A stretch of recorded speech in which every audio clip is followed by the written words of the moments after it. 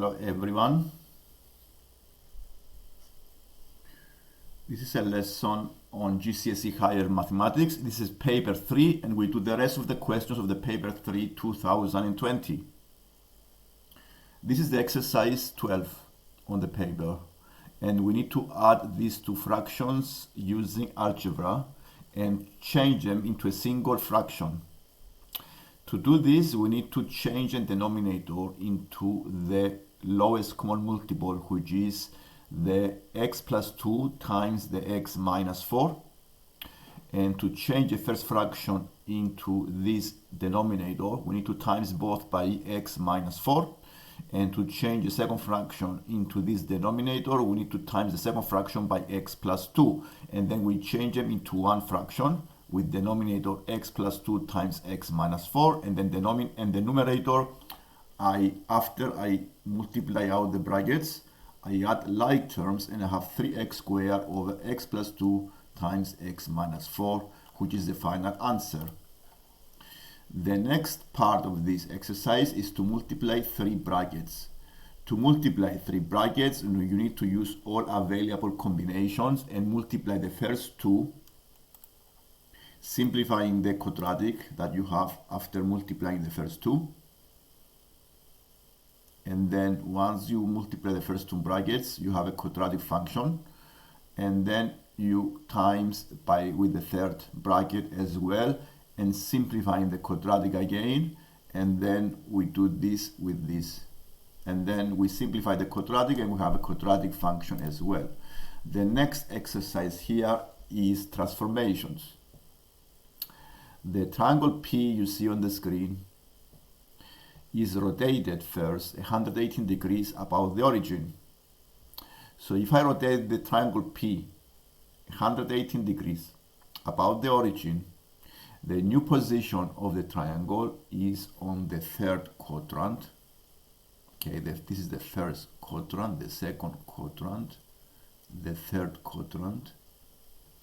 And to find exactly the position, if we don't have a tracing paper, then we draw projection lines passing from the center of rotation, the point of rotation, connecting the corresponding vertices, and then we check the angle. The angle, because it's a straight line, is 118 degrees the angle, so it have to be on a straight line. And also the distances need to be exactly the same. So to find the right position, we check the angle first, the angle of rotation. And secondly, we check distances from the point of rotation. Then distances need to be the same from the point of rotation.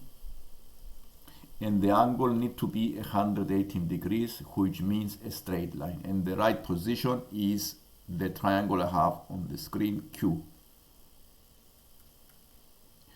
And then the triangle Q is translated by 5 minus 2 to give the triangle R. So translation means horizontal and vertical movements. So we go 5 to the right, 5 squares to the right, and negative 2 units down. So you find the position R. And the first part of the question is to describe the transformation that brings the P into the R. So the way to do this exercise is to eliminate some of the transformations, because it cannot be enlargement, it cannot be the way that if you compare the P and the R with one single transformation, and you see that the triangles, it can be either a rotation. Rotation is the most likely transformation. It is not a translation. So rotation, and to find the point of rotation, we connect again the corresponding corners of the triangle P with the triangle R. And using these projection lines, we found the point where they meet, and this is the point of rotation. And the angle is 180 again, because it's 118 because they see the lines make 118 degrees. So the single transformation that brings the P into the R is a rotation 180, the point of rotation is 2.5 negative 1, 2.5 negative 1, and you see this by finding the two lines meet at this point. It's the point where the projection lines meet. We draw projection lines passing from the corresponding corners. The next exercise here is standard form. Here we have been given numbers in standard form and it's a problem solving question. We need to find an estimate for the number of times a person's heartbeat in their lifetime. And to give the answer in standard form, we know that the person's heart beats 10 to the power of 5 times every day, and for 81 years. Then I need to change them into days. So because it's 365 days in a year, we do 365 times 81 times the 10 to the power of 5. And I need to make this in standard form. You may make the number as a whole number and then go back and change this into a standard form, because it's an estimate in two significant figures. Again, you may change to make it 2.95 into a 3 here, because two significant figures changes this into 3. And then is the 3 times 10 to the power of 9, because I move the point 9 places to the right to go up to the end. So the number is 3 times 10 to the power of 9. And the part B is to find an average mass of one red blood. We have that 2 times 10 to the power of 12 red blood cells have a total mass of 90. What is the average mass per one? We do division. We do 19 divided by 2 times 10 to the power of 12. You may divide 90 by 2, so it's 45 divided by 10 to the power of 12. Then you do 45 times 10 to the power of minus 12. Then you divide the first number by 10, you multiply by 10, and then have 4.5 times 10 to the power of minus 11. This is a number in standard form because it matches the conditions. A number is in standard form when the first is in decimal, the number A is in decimal between 1 and 10, and followed by multiplication of a power of 10, which can be positive or negative. A positive power means multiplication, a negative power means division. And these are the rules we follow with standard form. The next exercise here is a prism that looks like a house, and it consists of two shapes, one triangular prism as a roof and a cuboid, and you have the dimensions here. We have to find the volume. Finding the volume of the prism, we need to know the formula for the volume is the area of the front face times the length. So we need to do separately the volume of the cuboid and the volume of the triangular prism. So we need to find the area of this rectangle and times the length give you the volume of the cuboid. So to find the volume of the cuboid, we times 10 times 12 times 20. And to find the volume of the triangular prism, we need to find the area of the triangle. And since we don't know the height of the triangle, we draw the vertical distance here. And we already know that it has one line of symmetry, the triangle. It says the cross section of the prism has exactly one line of symmetry, which means that the height of the triangle here is also a bisector. So it divides the base into two halves. And since the base is 10, then this is 5. Using trigonometry, we can find the height. For example, I can use trigonometry and use, for example, the tan of the 40 is equal to the x, which is the height, over the adjacent side. So the x is equal to 5 times tan 40. This gives you 4.2. Having found this is the height of the triangle, and if I know the base and the height, I can also find the area of the triangle. So the area of the triangle is equal to 10 times 4.2 divided by 2.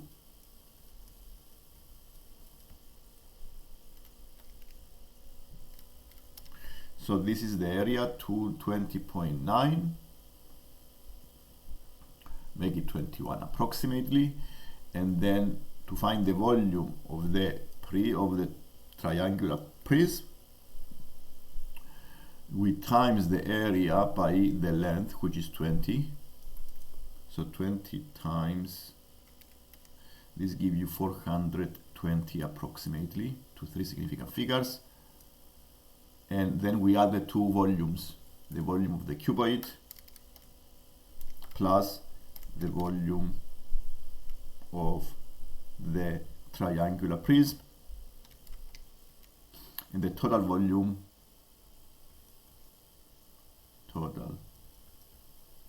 is 2,820 cubic centimeters. So we first find the volume of the triangular prism plus the volume of the cuboid. The other exercises are probabilities, and here I have different colors of counters in the back. Some probabilities are given, then blue is 0.32, then green is 0.20, but the two probabilities are missing here. To find the missing probabilities, we use the law of addition of probabilities is always equal to 1. The sum of all possible outcomes, as the probabilities of all possible outcomes, is always equal to 1.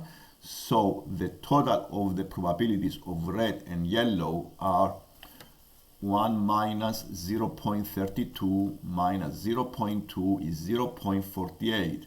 And we know something else. We know that the probability, the counter taken at random from the back, is 5 times more than the probability of choosing a yellow, which means that I can find the two probabilities by using an equation.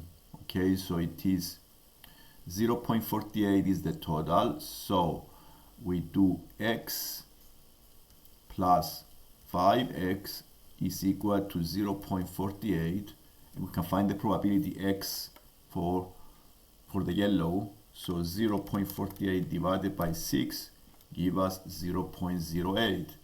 So this is the x here. The yellow is 0.08, and this is because we know that the probability of a red is 5 times more than the probability of choosing a yellow. That's why I prepared this equation.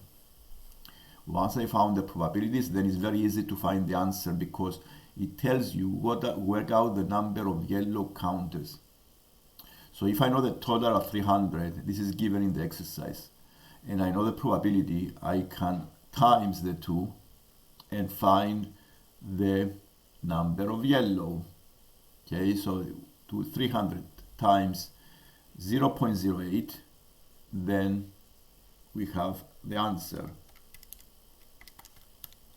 240. The formula for probability that is very useful is probability is of choosing a color. For example, yellow is equal to the number of yellows divided by the total. This is the formula for finding probabilities. Number of yellows divided by the total. So the number of yellows are total times the probability. The next exercise here are averages. Here we have a group of girls and a group of boys. In total there are 45. And we have the average age of each group. We have the average age of 18 boys is 16.2, and the average age of 27 girls is 16.7. And we have to find the mean average, the mean age. The best thing to do here is to find, using the formula of the average. Let's remind you, the formula of the average is the average age is equal to the sum of all of the ages, divided by the total number of in the group. Okay, for example, for the boys, this is the average mean for the boys. So we need to find basically the total for all of them. For the boy, we don't know the total number of the total age. This is the total age here, sum of the ages. So we times the two. So we take the average, we do 18 times the mean, 16.2, and this is the sum This is the sum of the age of the boys, and the other is the sum of the age for the girls. Adding the two sums give you you can work out again with the total mean will be the sum of all of the ages. So we add the two numbers, 291.6 plus 450.9, and we divide by the total number, 45. And we follow the formula for the mean. And now this gives you the average mean for all of both boys and girls. So 291.6 plus 450.9 divided by 45 give you the mean age as 16.5. And doing quickly this question here is a problem solving exercise. They give you, for example, a problem. She knows that she needs 3 kilos to make a rectangular lawn 5 meters by 9 meters, and the grass seed is sold in 2 kilo boxes. She wants to make a rectangular lawn 10 meters by 14 meters, and she has 5 boxes. Does she has enough grass seed to make a lawn 10 meters by 14 meters? So here we need to see what we have here. We have 45. 45 is the area of the lawn that we know that 3 kilos cover area of 45, but we don't have 45 area. We have 10 times 14. 10 times 14 is 140. So you need to find the scale factor here because if I found the scale factor, I can use exactly the same scale factor to see what the number of kilos I need to cover this area. How many quantity I need to cover this area. So dividing the two, the scale factor is 3.1 recurring. This is the scale factor. And once I found the scale factor, I can use this factor in times by the 3 kilos to see how much I can cover with how much I need to cover this area. And the answer here, if you do 3 times 3.1, is about 9. And here you have 5 boxes of 2 kilos, so you have 10. So because the 9 is less than 10, you have enough. Okay, so this is 3 times the scale factor, give you a number that is less than 10. And the 10 is the 2 kilo boxes, 2 kilos each box, and times by 5 boxes. She has 5 boxes and every box has 2 kilos. So she has enough. Okay, this is the answer. She has enough. To answer the question 2 here is a question on distance, speed, and time. So we need to work out here the total time it takes for both of the journeys. One, he was cycling with a distance 30 kilos, average speed 24, and the other is running with a distance 12 kilometers, average speed of 8. First thing to do is to find the time is for the first journey, which is 1.25, dividing the distance by the speed. And the second time is dividing the second distance, which is 12 by the speed, 8. And since we found the 2 times here, adding the 2 times together give you the total time is 2.75. So this is 2 hours and 3/4 of an hour, which is 45 minutes. So to change hour into minutes, we times by 60, and then we found 45.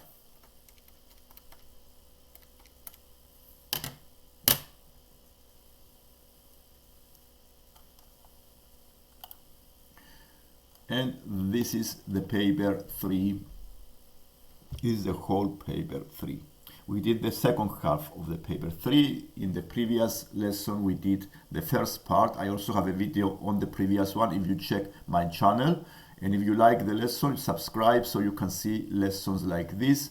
in different levels, GCSE, A level, and sometimes university. Thank you for watching.